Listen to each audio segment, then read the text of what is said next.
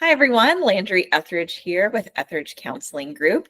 We are joined today by Channing Harris, the resident couples therapist, family therapist, and amazing trauma therapist here in Charleston, South Carolina, here to talk to us about spring cleaning for your mind. Channing, what in the world is spring cleaning for your mind? And what kind of clutter are we talking about? What are we getting rid of? What are some examples of that?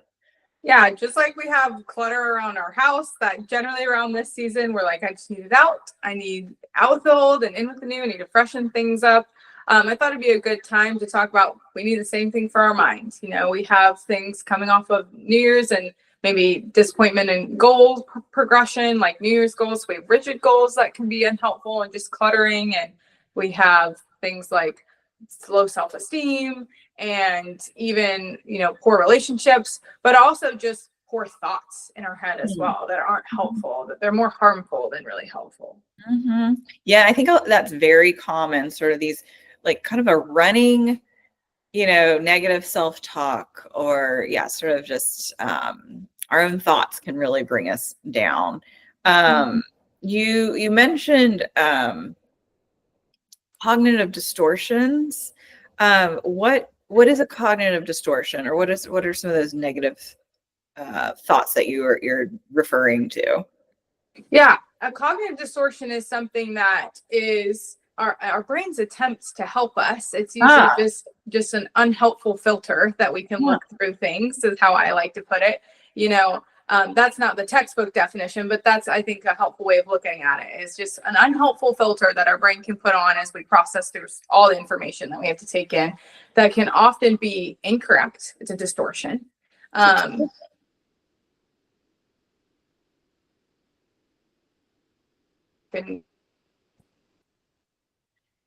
you back?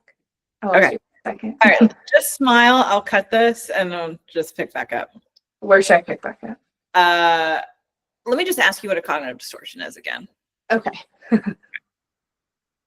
So Channing, talk to us a little bit about these negative sort of thoughts or self-talk, kind of like cognitive distortions. Can you tell us what is a cognitive distortion? Yeah, so a cognitive distortion is what I like to call like an unhelpful mental filter that our brains can put on in an attempt to a lot of times help us and protect us and keep us vigilant.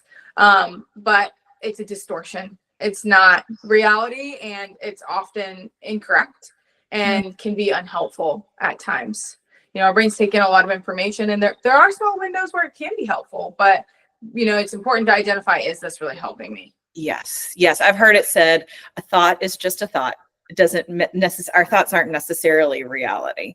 Our brains create thoughts constantly, and it's good to kind of examine some of those. So what are some of the most common cognitive distortions that you see as a therapist with your clients? I often see a lot of what we call all or nothing thinking. Another way to put that is black and white thinking. This idea of and this is an extreme one, but like, if I don't brush my teeth this morning, then I'm gross and I'm dirty. And even though it's one day that you didn't brush your teeth, it's not the whole day or not all the time. Right. But or I got a bad grade on this one quiz, so now I'm going to fail the entire course. Yes. Or I'm a bad student. So it's sort of these taking one thing and then creating a whole label based on one event or a few events. Gotcha. Okay. Yeah, that makes a lot of sense. What are some other cognitive distortions that you see? I would say I see a lot of fortune telling, which is thinking that you know what's going to happen in the future based on limited or no information.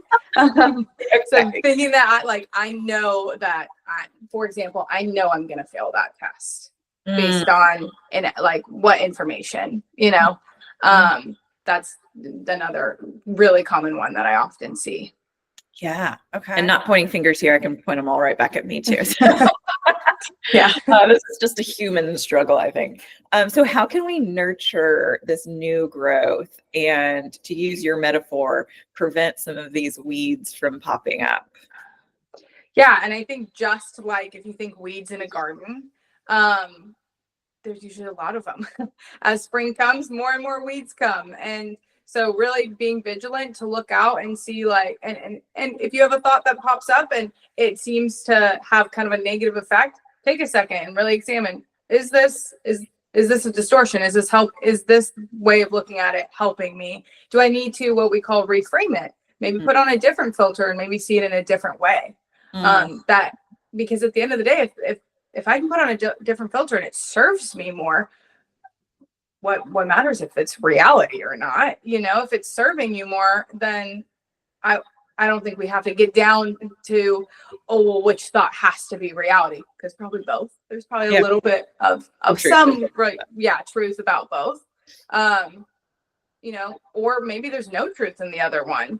And sometimes writing them out and seeing them can, like, externalizing them can really help you think, oh, that doesn't seem actually accurate. Yeah. That doesn't actually seem very helpful.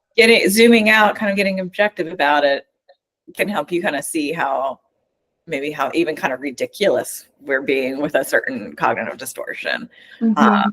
Yeah, this is such an interesting topic. If anybody watching now is interested in the full list of cognitive distortions, which I really recommend reading, it's fascinating.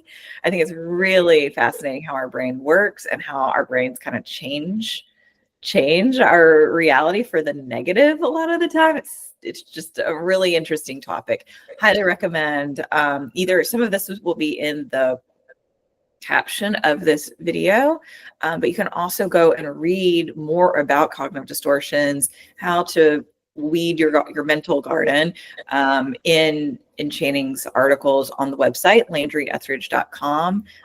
You can go over to the blog and filter for some of these and kind of read up on the spring cleaning. Very interesting topic, great timing as we're changing seasons, but also great for any time of the year. Thank you so much for chatting with us, Channing, and can't wait to talk to you more about other ways to spring clean your mind. Yeah, thanks.